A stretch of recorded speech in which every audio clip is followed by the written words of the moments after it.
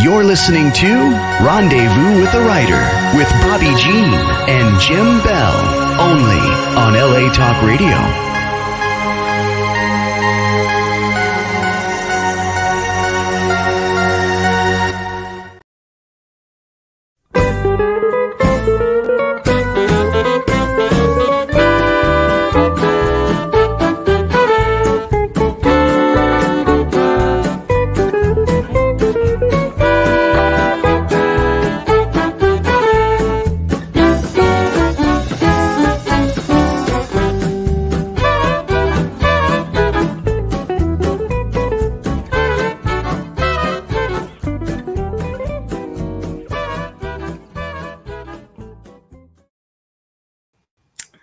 Well, welcome everyone to Rendezvous with a Writer. And the introduction indicated hosted by Bobbi Jean and Jim Bell, and I am clearly not Bobbi Jean nor Jim Bell. My name is Tom Swearingen, filling in for the regular hosts. Bobbi Jean and Jim are involved in the writing world tonight to a certain extent. They are traveling on their way to the Tombstone Book Festival tomorrow, and then the Tucson Book Festival over the weekend. And they've asked me to fill in for them again, which I'm honored to have done. I want to also just acknowledge the theme music courtesy of the Hot Texas Swing Band, that tune called Hot Texas. Real fine. You know, one of the things that I most enjoy about being asked to guest host Rendezvous with a Writer is Bobbi Jean and Jim say you can pick any author, any writer, any poet, any songwriter, any writer of any kind that you would like to invite as your guest. And tonight I'm very, very pleased to introduce you all to Mark Munzert. Here comes Mark. Hi, Tom. How you doing, Mark? Good to see you. Mark is a friend of mine. He is one of the foremost Western poets, cowboy poets, if you will. And so it's good to see you. Mark joins us tonight from upstate New York, and he emphasizes the upstate part of Yes, New sir. York, not from New York City. Oh. And reading a little bit about a bio that I found on him. I know Mark. I could probably just tell you all about him, and I probably will, but from a bio that I think I might have found on your website or an author page someplace. Mark writes rhyme and meters out appreciation of cowboy mishaps, blessings, sorrows, and laughter. His enthusiastic, heartfelt, and animated delivery in relating his day-working cowboy experiences has earned him the moniker of Cowboy Poet of the Northeast. Mark is a featured columnist and contributor to many equine publications and performs his original poetry regularly to bring cowboy culture wherever he goes. Mark is a 4-time finalist. I think that's the right number if I counted correctly. Mark is a 4-time finalist for International Western Music Association Male Poet of the Year. He is a National Cowboy Poetry Rodeo Silver Buckle champion and an inductee to the Adirondack Cowboy Hall of Fame. Mark has released 2 albums of his poetry, both receiving considerable airplay on Western radio. Day Working was one. Pensive and Playful, I have right here. Day Working is still out in the truck. I went to scramble to look for it right now, and I thought it's still in the truck. So that's another good album of his. And then Pensive and Playful. And Pensive and Playful, Mark, that kind of pretty much describes you, doesn't it? That's what my girl says. Kathy tells me the same thing. Yes, sir. Yeah, pensive and playful. Yeah, moody, you know. Moody, yeah. Well, for folks who might not be familiar with you, why don't you talk a little bit about yourself, how you got into the Western writing. Just briefly, just fill us in a little bit about who Mark Munzert is. Yeah, Mark Munzert, played cowboy for a long, long time, way too long, and the body broke down and had to find something else to do. So I ended up in the log and timber frame home building business. And as part of my duties as a regional and then national manager, I was writing a newsletter. And for some odd reason, I just started rhyming. Half the time I was busting chops of some of my dealers across the country. Other times I was just having a good time and putting something out there. And I just started rhyming. I had written a poem going back to high school. Thank you, Miss Duckett. Miss Duckett was my in my junior year of high school. I had to take the English literature, and we had to write a poem. So I wrote an optic called Sports. Sports are fun, popular with the young. Oh, they're not at all boring. Running, jumping, shooting, and scoring. Too often tiring and exhausting, but always healthy. Superstars may become very wealthy. So each sentence begins with the letter S or P or R, T, S, etc. And then I never wrote another one until I was in my mid-50s, a couple of years ago. Yeah. And then you said, I'm going to back up a little bit for folks that you say you cowboyed, and my understanding that as a day working cowboy, working cattle, but also as a professional rodeo cowboy, right? You were hardly professional, though. I lost more money than I ever earned, and the buckles just went past me all the time. Yeah. Okay, Yeah. but not great. And most of it was in my youth, and I had an uncle who was a very good rodeo athlete, and I didn't really have a choice but to do it. So I was a bulldogger, and that explains the fake knees and cadaver tendon in the elbow and the pins in the shoulders, and yeah, the ice that was on my lower back today and the heating pad that was on my neck earlier here in damp upstate today. So other than that poem you shared with us from your school memories, Oh yeah, that was the first poem. When do you remember, or when did you write something initially? Did you think of yourself as a writer earlier, or not really? I didn't think of it as something that would be fun. It was just something I had to do. So as I got into college, and I was a lacrosse athlete, and I wrote my independent study thesis on the penalty situations in men's lacrosse. I did a comparative analysis over 10 years, and I promptly got a C in college for that. And the next week, I submitted it to the International Lacrosse body at the time. It's changed since, the USILA it is, and they published it, and they published 32 of the pages of the 96. So I figured I could do something with it. I never really pursued it until I started writing for work. And then I was writing a newsletter for the log home company that I worked for. And at the same time, I was going through some things in my personal life with not afraid to tell people about it, because that'll be some of my next poems kind of delve into the subject of divorce. And I was pretty depressed and went to the doctor, and they said, here, take these and this and that. And I said, no. And 2 days after taking them, I flushed them down the toilet and started writing in a journal, and just let it out. So it really helped. And I always encourage people to write things down. My sons probably get tired of me telling them to write it down, but once I write it down, and I still write things down, it helps me a lot.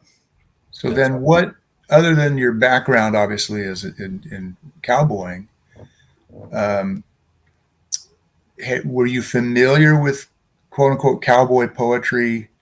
Not really. Prior to, or what drew you to cowboy poetry other than the subject matter? Or maybe it was just the subject matter. And maybe for folks who are listening who aren't familiar with what you and I are very familiar with, cowboy poetry, you might just share with folks just a little bit about what that sort of means, traditionally anyway, and what drew you to that. Traditionally, it's an honor of the cowboy lifestyle or cowboy culture, every bit of it, whether it's in the rodeo arena, which I don't write a lot about, but also in the ranching arena. And for me, it's also about the ethos, the ethics, the integrity, the good times, the bad times, the love that goes along with the lifestyle, whether it's a love for the stock or the land or your people. To me, it comes right down to those things I mentioned. Right, in terms of subject matter, but in terms of form, traditionally rhymed, traditionally metered, not exclusively, but you everything that I've heard you perform, to my recollection, is rhymed and metered or rhythmic. And am I right? Yeah, absolutely. I'm not necessarily not a fan of other types of poetry, but I'm not. And if it doesn't have rhyme and meter, I'm probably not going to get past the second or third line And that's what we do. And with the number of people that send me things to read, or as you know, I have a Facebook group with 12,700 people in it, and you see some of the poems there. If it doesn't have almost an exact rhyme or meter, and it's just personal, I tend to go by it. There are wonderful cowboys who are poets that write things that may be not as strict to rhyme and meter as I like personally. It's hard to argue with some of those beautiful poetry, beautiful poems, but for me, yeah, I'm rhyme and meter or throw me out. So Yeah. even when I was writing for the log home company, even when I was writing out of a depressive state, it was always rhyme and meter. And I Mhm. really didn't know much about cowboy poetry per se. I had seen in my travels in the log home world Curly Musgrave perform um, in Idaho, in Snake River, Idaho, in this tiny little establishment. And I really enjoyed his music. And, I grabbed one of the CDs and I wore it out. And then of course, I found Chris Ledoux, and I had seen a lot of the Western music, but I didn't really grab on to the poetry thing, even after seeing Baxter Black on the Johnny Carson show. I know that gives away my age, but, so Mhm. bags under my eyes. Yeah. And that definitely impacted me because I was, 11:30 at night and I'm laughing and, enjoying his stuff, and Waddy Mitchell was on, I think, one of the programs, and there was a few other poets, and anytime Mhm. I could catch him, I would. But then I never did anything with it till 2014. I was involved in conducting a horsemanship clinic in Tombstone, Arizona, at the Tombstone Monument Guest Ranch, and I heard, or someone told me, I forget exactly how it worked, but there was the Crossroads Cowboy Poetry Gathering about 20 miles north in Benson, Arizona. And I went there and I met many poets. You may recognize the names P.W. Conway and Jeff McKay, who's having ankle surgery, I think, tomorrow, and quite a few others that were encouraging. Les Buffum was there. And at the end of the day, after I got up on stage and pushed my way through 4 poems that I knew and totally blew another one that I'd written because somebody told me, well, write about what you know about. So I did, and got through that. And then afterwards, the promoter came up to me and said, congratulations. And I need you here at 6:15. So you'll open for Baxter Black tonight at 7 o'clock. And I said, that's exactly what I said, because I knew who Baxter Black was. And that the encouragement I got, not only from Baxter Black, but a lot of the poets in attendance, caught me, and it grabbed me, and I enjoyed it thoroughly.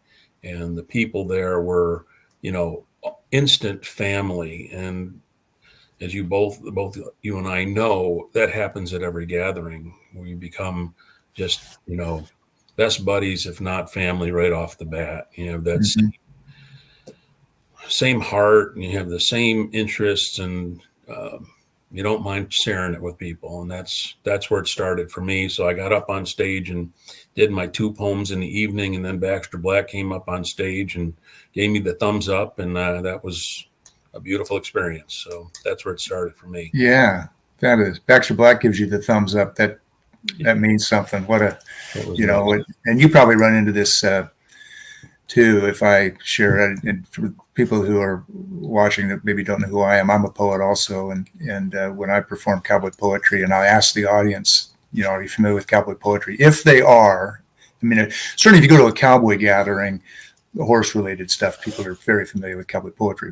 But doing other general audience ask the question, do you know cowboy poetry? If they're familiar with cowboy poetry, it's probably Baxter Black.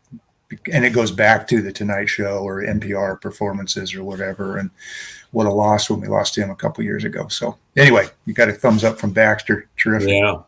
Moreover, then the following year, I hadn't talked to him or anything. I was at the National Finals Rodeo and leaving to head out in the airport, and I'm in the hallway, walking down this hallway, and I hear Munzert, hey Munzert, Mark, And I turned around and I look, and I didn't see anything. He goes, Munzer, over here. And he's waving his arms. And sure enough, it was Baxter Black up in a shoe shine stand, getting his boots shined. And he said, get over here. And I come over and sat down and talked to him. And a couple of years later, I got a call out of the blue from him. I couldn't believe he remembered my name. And he had an incredible knack for names and people and places. And he remembered I was living in upstate New York. And he said, I might be getting out there. And a year and a half later, he calls me up and says, are you still in New York? And I said, yeah. And he goes, well, good. I'm coming there, and gave me the dates and where he's going. And he said, I want you to come with me. And we went to I opened for him at the New York State Beef Producers Association meeting. Cool. Not a huge meeting, maybe 400 or 500 people, but I was nervous as a leaf shakes in the tree in the fall. Oh man. And then he just gave me the thumbs up again. And I was like, good. So I got to know him pretty good there.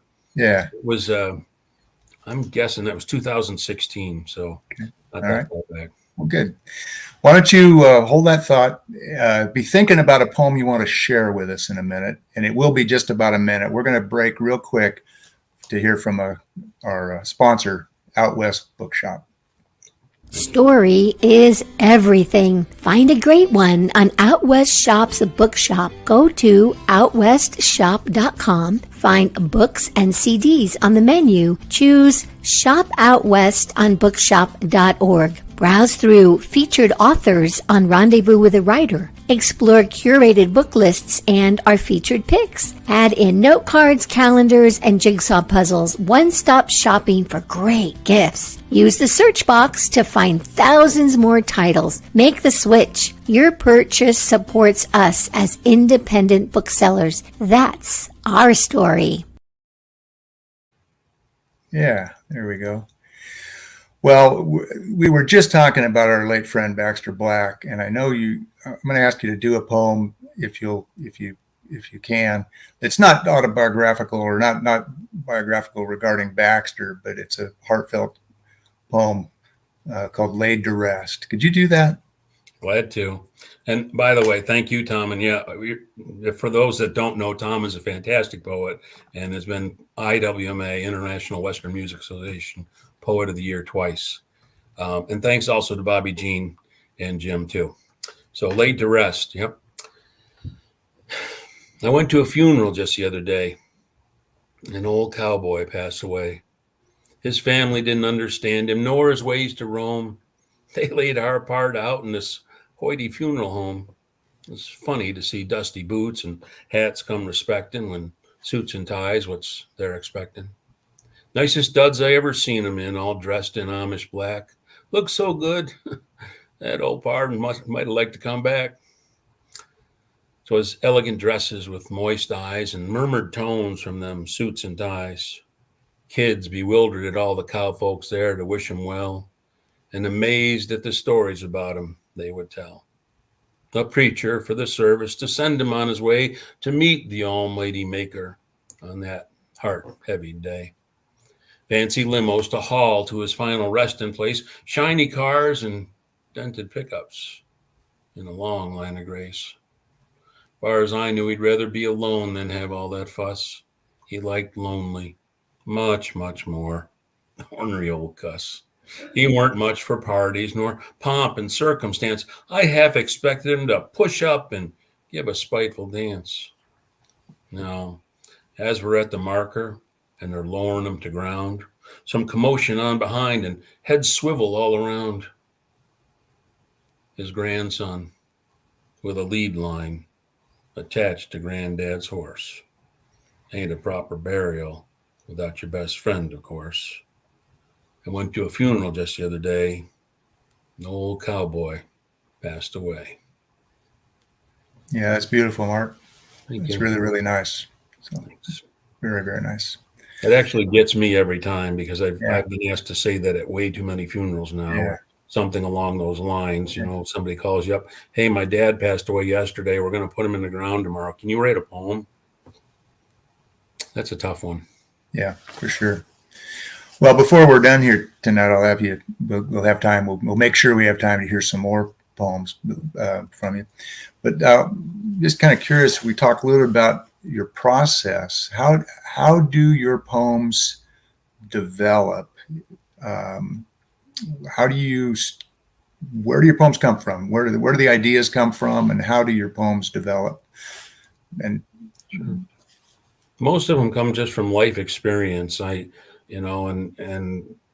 I'll be thinking about something, or I'll hear something, or I'll read something, and it jogs me to remember good, bad, or ugly, or indifferent. And I tend to write poems either that are stories. Some have themes. Some have more of a moral to the story. Others are just like a space and time and how I felt at that time. And some are happy and humorous, and others are sad.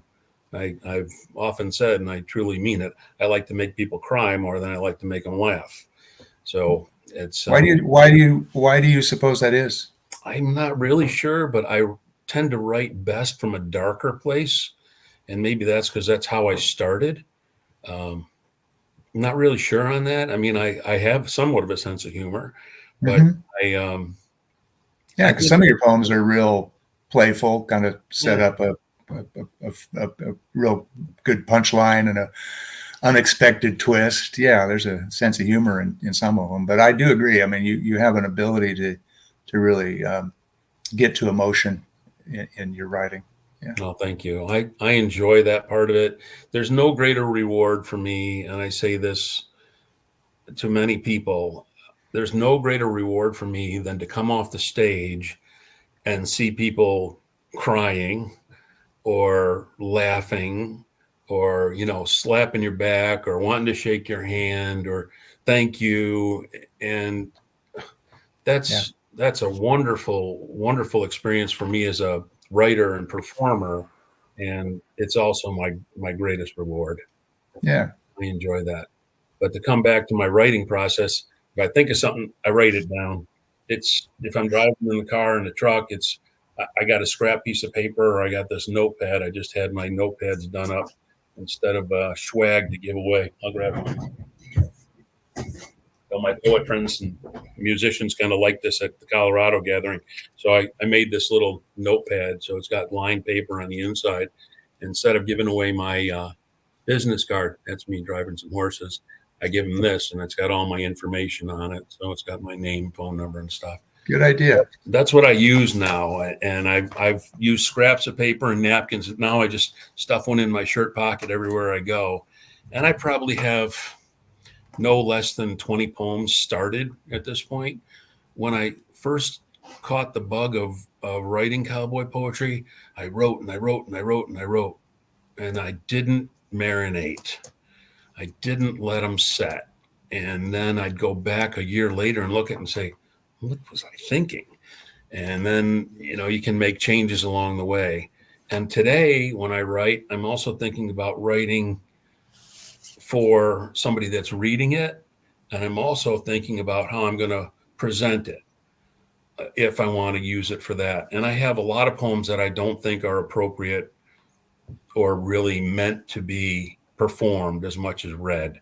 So I've been working on a book for about 2 years now, and someday I'll get it done. But again, I don't rush any of that for any reason whatsoever. So, right. And the other thing I'll just mention for the audience who might not be familiar with cowboy poetry is that it is meant to be heard more than read. I mean, it's certainly books are published. I own a number of cowboy poetry books, and it is meant to be read, certainly. But it was the origins were cowboys sharing stories and sharing poems, and some turned into songs for their friends and meant to be heard and shared as an oral tradition. And so the performance, when Mark's talking about poems that are meant to, for read versus perform, what's going to work on stage, that's what he's talking about. And Mark is an animated performer. he moves when the poem calls for somebody to move or jump or whatever. It's hard to sit in this chair. Yeah, he's hard to sit in a chair. Well, I'll tell you what, why don't you sit in that chair and share another poem of your choice? You share. All right. Pick a poem and share another poem, and then we'll talk a little bit more about the process or about real quick. other aspects of writing. What's it called? Preening. Oh, yeah. Okay. Preening, like cleaning up. So, Yeah. smell better. Preening. Sometimes you got to wash the dust, dirt, and sweat away, especially to see your sweetheart. And if you hope to stay. Of course, there ain't many options when you're covering lots of land. Sometimes you got to scrub to decipher dirt from that what's tanned. Ain't no shower for miles. The stock tank will have to do. You pack a plug of soap, but no fancy plume shampoo. The mangy brush you use to scour the sides, they'll swab yours slick. And the water ain't too temperate, so you're going to make it quick. You may be in God's great creation, but don't expect to do it privately. Horse and dog have no clue to mores of society. They'll wonder what you're doing flopping in their drinking water. They don't care of your designs nor your preening for the nester's daughter. There ain't no linen cloth for drying, so you air dry by jumping jacks. Who'd have thunk the nester's daughter would have followed out your tracks? Little one. Yeah, fun, very fun. So when you're writing, Mark, do you share your poems in progress with anybody, or do you wait until they're done? I'm not sure they're ever done. Okay. I don't think I have very much. I might run it past Kathy, but even it's far and few between. I kind of know what I'm after, and I'm what I want to elicit from a response from a listener or somebody in an audience, and how I want to move them closer to the culture that I love and want to share with them. Mm-hmm. And to me, that's I'm writing it, I'm living it, I've lived it, and I want to put it down and then put it here and then bring it from my heart to them. So I rarely do.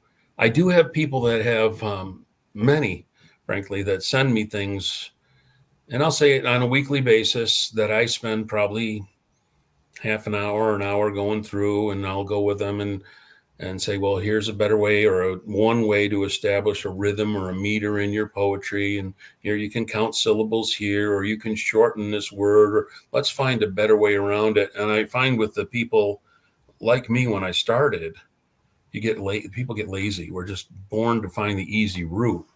And sometimes with words, I think I take my time with it and find the right word to make the pattern work, so that it does have that rhythm, it does have that meter, and frankly, it makes it easier for me to bring to other people. Yeah, I think one of the things I notice about your writing, Mark, is that you don't take the easy, predictable rhyme, right? There's a lot of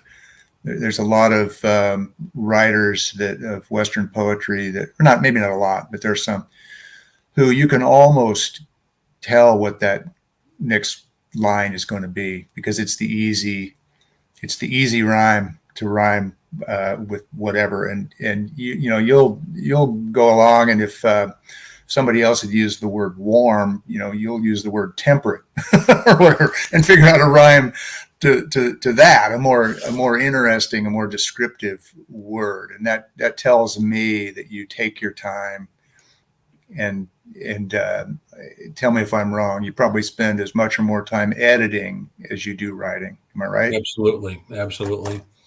Yeah. And then, yes, because we see things that are black, jack, sack, pack, rack, tack. I mean, it just goes on and on. Or, I mean, I don't know of a cowboy poet who hasn't used saddle and cattle.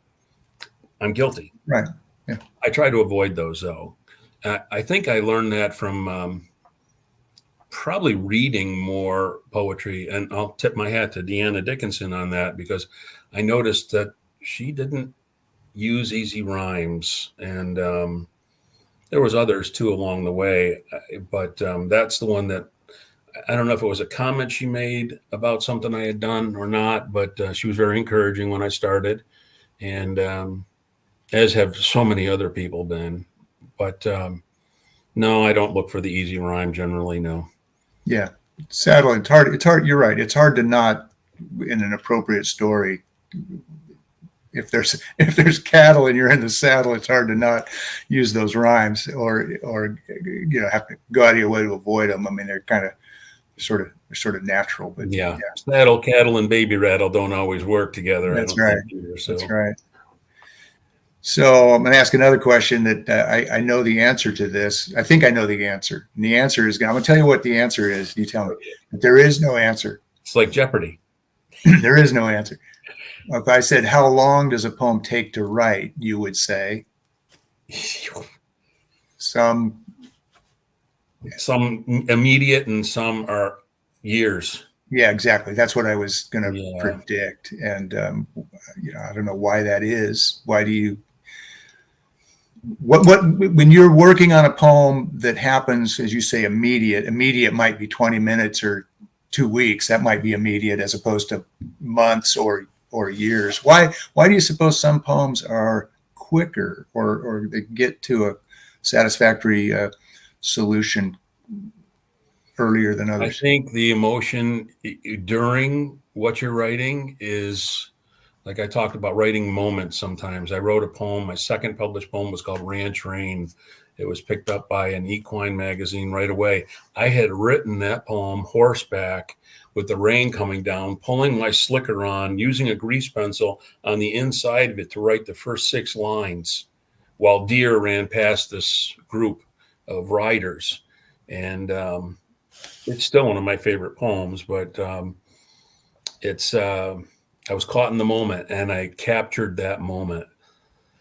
Other times it just takes time. Take the time it takes, just like training horses. So sometimes you got to let it, you got to marinate. And I was talking to a friend of ours today, and he's working with a couple of horses, and one of them has some issues, and it's going to take a little bit of extra time. And sometimes poems do. And sometimes you just kind of, gee, that's a good idea. I'll try to think of that later because I got 10 other things going right now. And I've done a lot of those. My most recent write is probably a rewrite from 4 or 5 times, or at least starting it that many times. And I'll get to see Dave Anderson next week at Cache Valley Cowboy Rendezvous. And Dave Anderson and I, 4 years ago, were standing in a hallway waiting for the next round of performers to come up. And a couple little girls come by in their cute little pink boots and their hats and belt buckles. And they walk by us and eventually come back. And after walking to the end of the hall and coming back and finally asking us old guys, though we're kind of slow, to tell them where the other venue is in the school building. And Dave had an idea that girl knows that she can ask anybody in a cowboy hat and they're gonna look out for her. Yeah, that was true 100% of the time, and I'd say most of the time it is. Yeah. So it's and then that took me a couple years to write, and I don't think it's one that I'm gonna immediately start to memorize and throw out there. It still needs some work, but for folks that aren't familiar, Dave Anderson is a musician, a really accomplished musician is who he's referring to. Have you ever worked with musicians to do lyrics for poetry or lyrics that get turned into songs? More so in the last year than ever before. Going back a couple of years, I have a couple friends that are songwriters in the Nashville area before there was a Nashville chapter of the International Western Music Association there. And they had borrowed a few lines here and there, and I'd never thought anything of it. And I never thought of it from a monetary standpoint or anything, but more so in the last year. And it's also made me much more aware of the songwriter's abilities. Up here in the northeastern Adirondacks, I work with a group, kind of an Americana band, kind of a bluegrass mix into it, and country, very country as well. And, they don the hats for the stage, and they do a great job. And some of the lyrics are just drop dead wonderful. And I really appreciate that part of it as much as I appreciate their musicianship.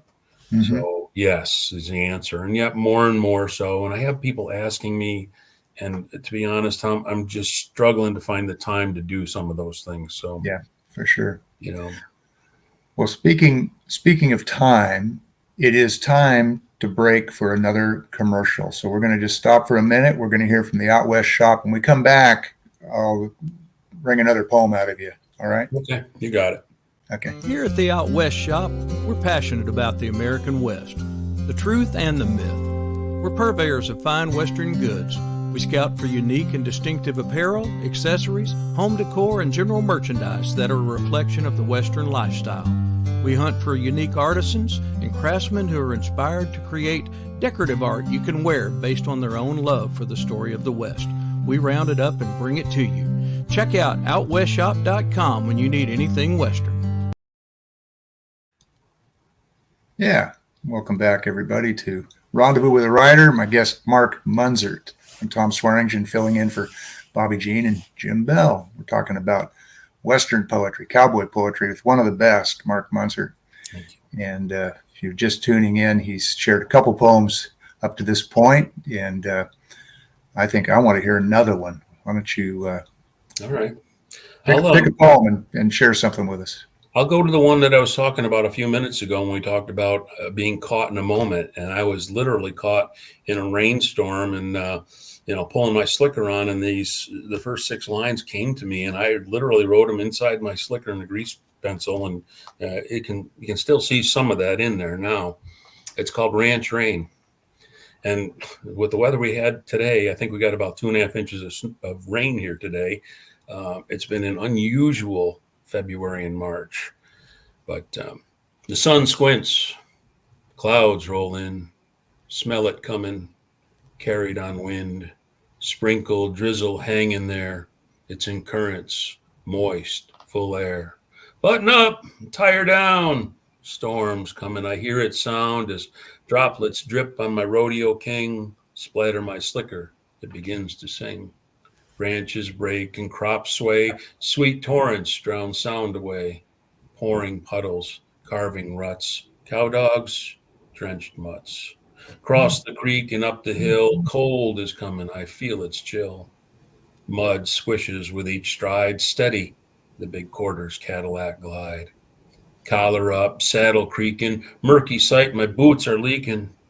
I drop my blade in the muck, wise guy chimes. Nice day for duck. Yeah, funny, heard that before.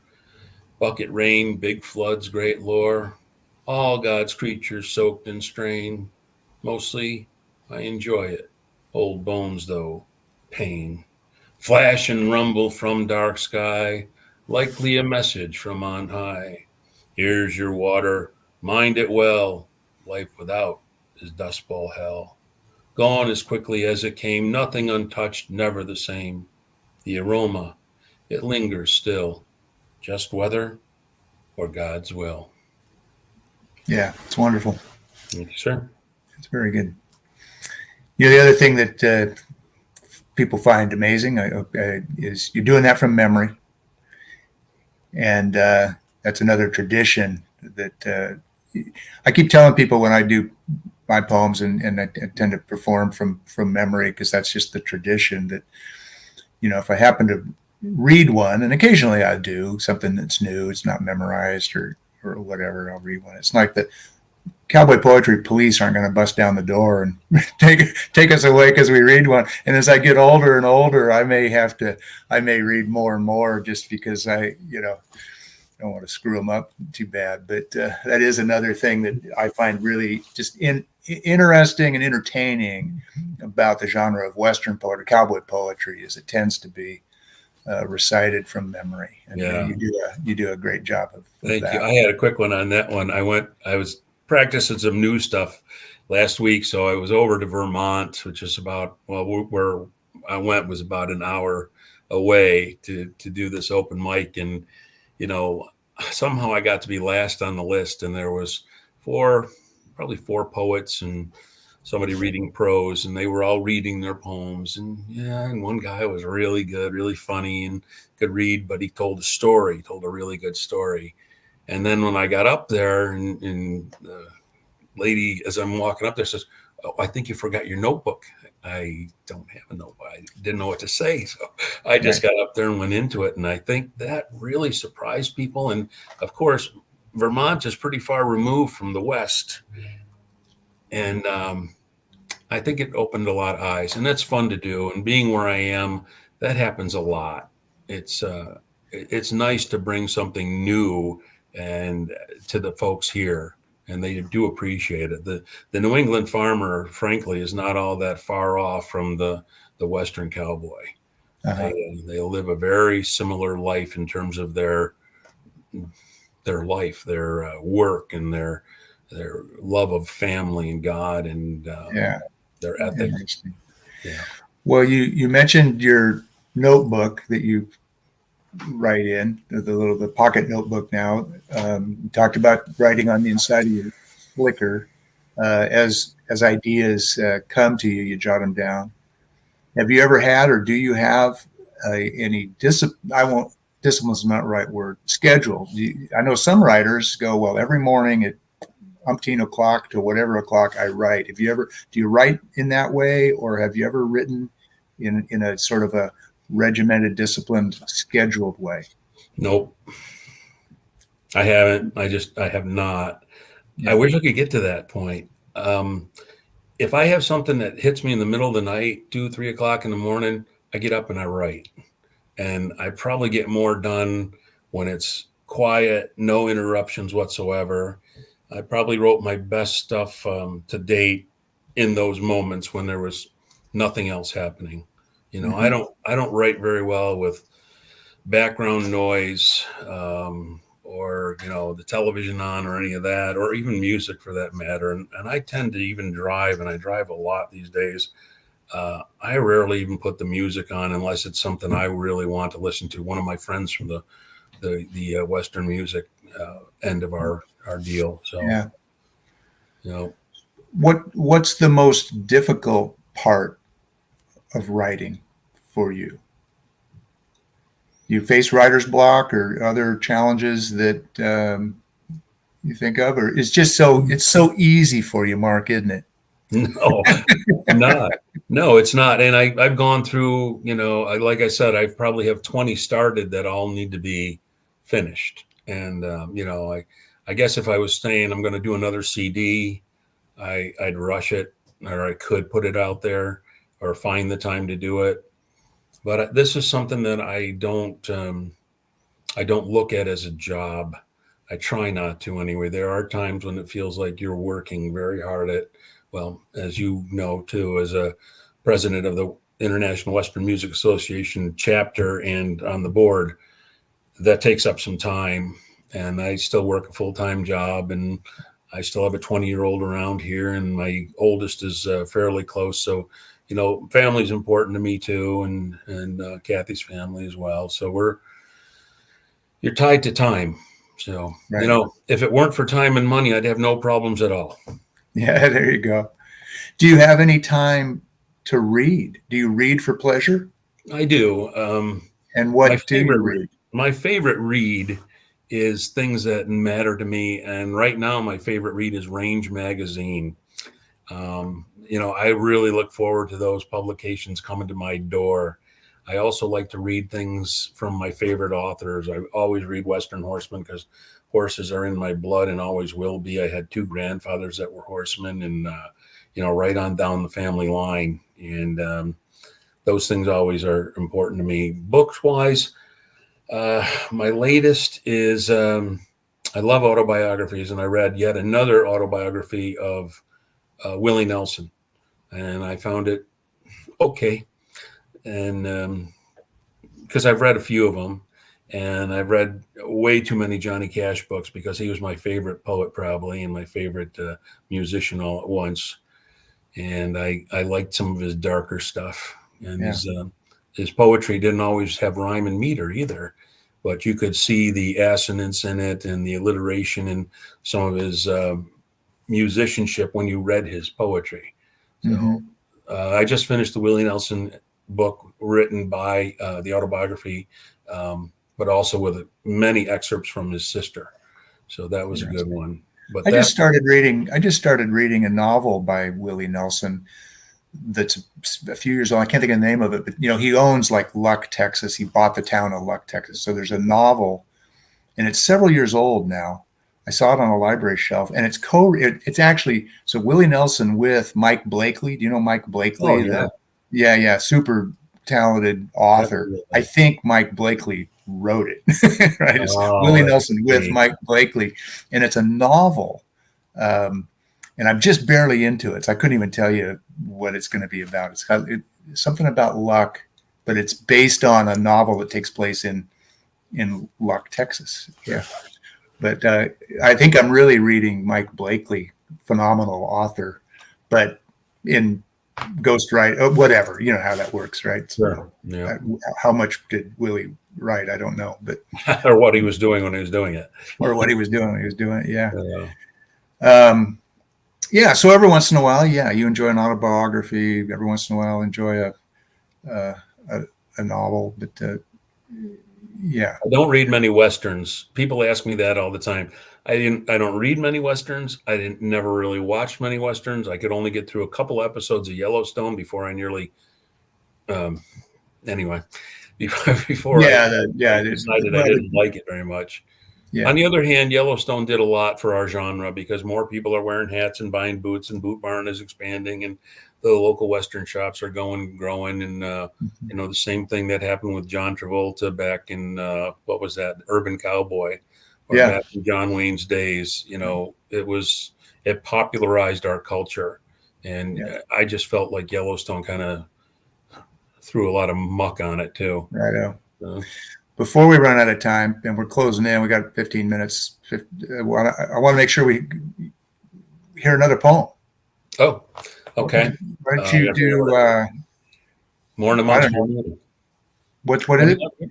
I was going to say Morning Amongst the Remuda. But in case people don't know what a Remuda is, why don't you tell them what a Remuda is first? A Remuda is the group of horses from which the cowboys will pick their horses for the day. There you go.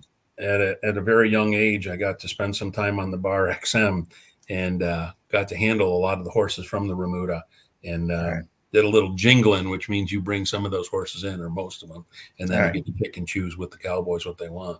All right, so that'll put it in context. Remuda. Yeah, it'll kind of explain itself, I hope. Yeah. And it also, this one, I probably started out with this one with my love of horses and how useful and much of a tool they are for the cowboy, but also about a little bit of work ethic is what I learned with some of these too. So, morn amongst Remuda, dew upon the dirt, checking stock on over, make sure none is hurt. Bright eyes, they are alerted. Some blink, how about me? Some's tuckered from yesterday. I'll just let them be. I love the smell of horse flesh. They jumble and sachet, drop a loop around the neck, and 3 others come my way. The sun half up and ears pinned back. They're a band of brothers, not unlike my pards and me, some friendlier than others. We got a day ahead of us. Take an extra pair per drover. Sure don't need none to fuss. It'll be dark before it's over. Pick, bridle, brush, cinch the saddles tight. Canteen coffee, hardtack, and bedroll for the night. Mounted up, down the trail we go, trotting pace, extra mounts in tow. Miles lay ahead of us. Those horses get it done. Without a horse, still cowboys, but with them, we are one. Yeah, very nice. Horses. Yes, sir. Yeah, very, very cool. Well, you mentioned that you get a bunch of folks contacting you with poems in process or poems completed, asking for an opinion, and I can see why. I mean, you're somebody whose opinions should matter because of your writing skill and accomplishments. If somebody was just, I don't even know how to ask this. If somebody just was going, I don't know how to write, suggestions to write. That's a very broad question. So what suggestions would you have to somebody to either get them started writing or to become a better writer? Write it down. Write it Right. down. I don't care about punctuation. I don't care about your capital letters. Get your idea on paper. If it doesn't make sense now, you can go back at it later, but get it down. And I think I'm working on one right now. I was asked to interview an older cowboy, and driving out to his house, he had given me directions by phone, and I wasn't sure I trusted those directions. So I plugged Siri in, and I get to the top of the hill, and sure enough, there's the down over there that way there's a 6-acre field of hay, and over there on that corner is a general store. And I pull up to the address and I look, and it's an old, what was it, Motel 6. So this kind of fellow was kind of broken down in his way, and so I'm just jotting this down. I'm jotting down everything I'm seeing as it's on the center console, and I'm pulling into the driveway, and it used to be paved, but now it's like gravel and crap. And there's a rusty porch chair right there in front of his house, and then I pull up, and the tow truck pulls in behind me, and the guy comes walking out. He's got his pants down, halfway down his butt, and long story short, write it down. All right. And speaking of long story short, I just realized it's 6:50. I had in my brain I was going until 7. I need to wrap this thing up. I just want to thank Mark Munzert for being our guest tonight, and invite everybody to be back next Thursday night for Bobbi Jean and Jim Bell's guest, Candace Simar, Spur Award-winning author. Her latest book, Sister Lumberjack, which is due out any day now. So thanks for watching. Thanks for listening. Rendezvous with a Writer. Thanks, Tom. Yeah. Good night. Good night, all.